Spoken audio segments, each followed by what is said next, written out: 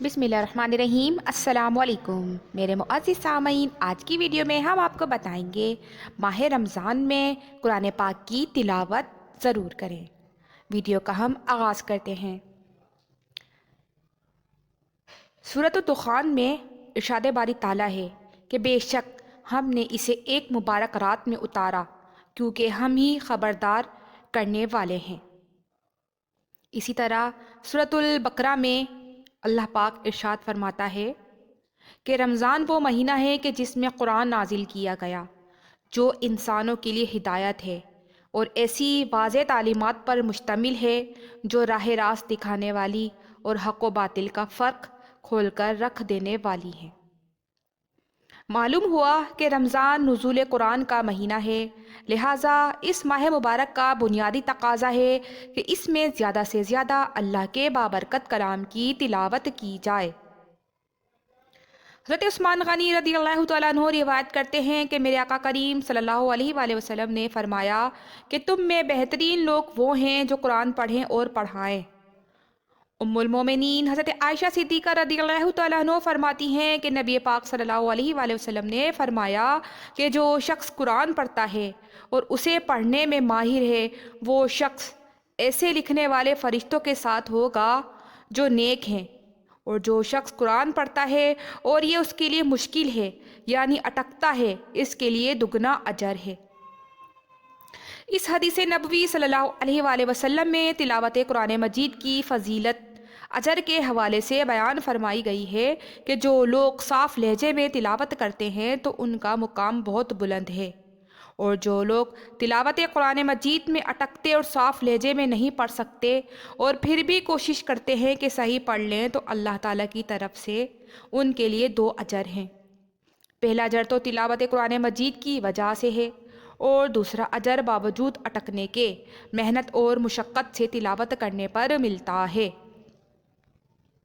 حضرت عبداللہ ابن مسعود رضی اللہ تعالیٰ عنہ فرماتے ہیں کہ آقا کریم صلی اللہ علیہ وآلہ وسلم نے فرمایا کہ جس نے قرآن کریم میں سے ایک حرف پڑھا اسے اس کے بدلے ایک نیکی دی جائے گی، اور ہر نیکی کا ثواب 10 گنا ہے۔ میں یہ نہیں کہتا کہ الف لام میم ایک حروف ہے، بلکہ الف ایک حروف، لام بھی ایک حروف اور میم بھی ایک حروف ہے۔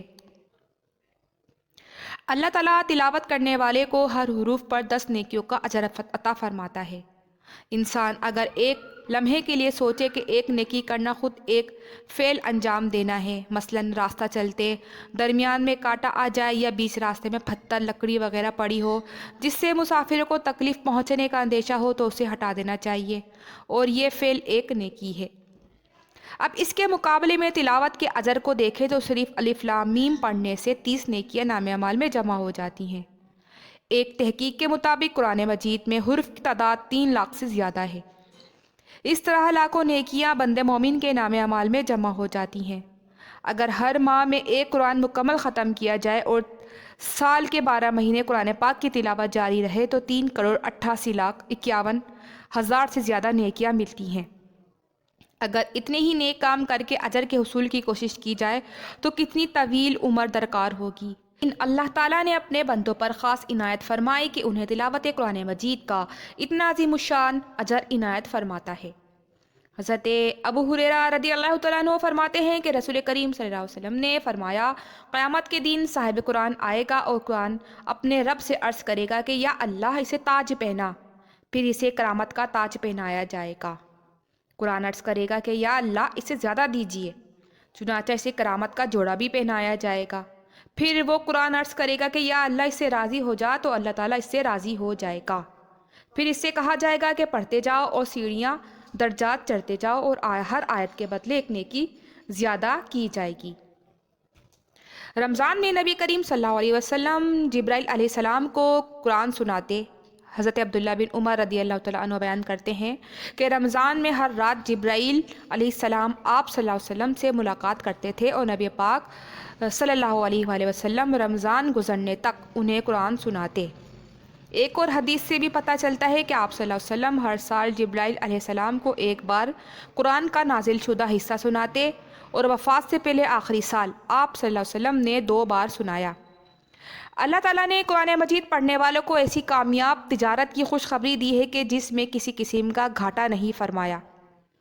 سورۃ الفاتر میں اللہ پاک ارشاد فرماتا ہے کہ وہ لوگ کتاب اللہ کی تلاوت کرتے اور نماز قائم کرتے ہیں جو کچھ ہم نے انہیں رزق دیا ہے، اس میں سے کھلے اور چھپے خرچ کرتے ہیں، یقیناً وہ ایک ایسی تجارت کی امید رکھتے ہیں کہ جس میں ہرگز خسارہ نہ ہوگا۔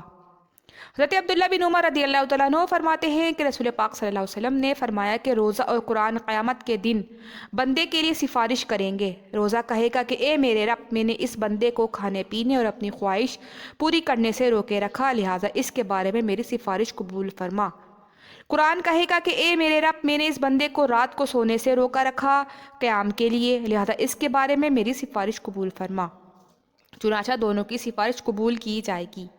عبداللہ بن عباس رضی اللہ تعالیٰ عنہ کی حدیث سے یہ بھی پتہ چلتا ہے کہ قرآن مجید بنسبت دن کے رات کو پڑھنا زیادہ افضل ہے، کیونکہ آپ صلی اللہ علیہ وسلم ہر رات جبرائیل علیہ السلام کو قرآن سناتے تھے۔ حضرت عبداللہ بن عمر بن عاص رضی اللہ تعالیٰ عنہ سے روایت ہے کہ نبی پاک صلی اللہ علیہ وسلم نے فرمایا کہ صاحب قرآن سے روز قیامت کہا جائے گا کہ قرآن پڑھتا جا اور چڑھتا جا، اس طرح آہستہ آہستہ تلاوت کر جس طرح تو دنیا میں ترتیل سے پڑھتا تھا، بس تیرا مقام وہ ہوگا کہ جہاں تیری آخری آیت کی تلاوت ختم ہوگی۔ ظاہر ہے ایسا وہی شخص کر سکتا ہے کہ جس کے سینے میں قرآن محفوظ ہو۔ حضرت ابو ہریرہ رضی اللہ تعالیٰ عنہ کہتے ہیں کہ رسول پاک صلی اللہ علیہ وسلم نے فرمایا کہ جو لوگ اللہ کے گھروں میں سے کسی گھر میں اکٹھے ہوں، وہ اللہ کی کتاب پڑھیں اور اس کو پڑھائیں، ان پر اطمینان نازل ہوتا ہے، رحمت انہیں ڈھانپ لیتی ہے، فرشتے ان کے گرد گھیرا ڈال لیتے ہیں، اور اللہ تعالیٰ ان لوگوں کا ذکر ان فرشتوں سے کرتا ہے جو اس کے پاس موجود ہیں۔ حضرت عبداللہ ابن عباس رضی اللہ تعالیٰ عنہ سے مروی ہے کہ رسول خدا صلی اللہ علیہ وسلم خیر کی بخشش اور خلق خدا کی نفع رسانی میں اللہ کے سب بندوں سے فائق تھے، اور رمضان المبارک میں آپ صلی اللہ علیہ وسلم کی یہ کریمانہ صفت اور زیادہ ترقی کر جاتی تھی۔ رمضان کی ہر رات میں جبرائیل امین آپ سے ملتے تھے اور رسول پاک کو قرآن مجید سناتے تھے۔ جبرائیل علیہ السلام آپ صلی اللہ علیہ وسلم سے ملتے تو آپ صلی اللہ علیہ وسلم کی اس کریمانہ نفع رسانی اور خیر کی بخشش میں اللہ کی بھیجی ہوئی ہواؤں سے بھی زیادہ تیزی آ جاتی اور زور پیدا ہو جاتا۔ یہ تمام احادیث نبوی قرآن کریم کی حقانیت و صداقت پر روشن دلیل اور اس بات کا ثبوت ہے کہ کتاب مبین قرآن کریم اللہ کا عظیم کلام اور رسول خدا صلی اللہ علیہ وسلم کا سب سے عظیم معجزہ ہے۔ سامعین، رمضان مبارک کے بابرکت میں قرآن پاک کی تلاوت ضرور کیا کریں، اور اگر ہو سکے تو قرآن پاک کو ترجمے کے ساتھ بھی ضرور پڑھیں۔ شکریہ۔ اگر یہ ویڈیو پسند آئے تو پلیز اسے لائک اور شیئر کریں اور ہمارے چینل کو سبسکرائب بھی ضرور کریں۔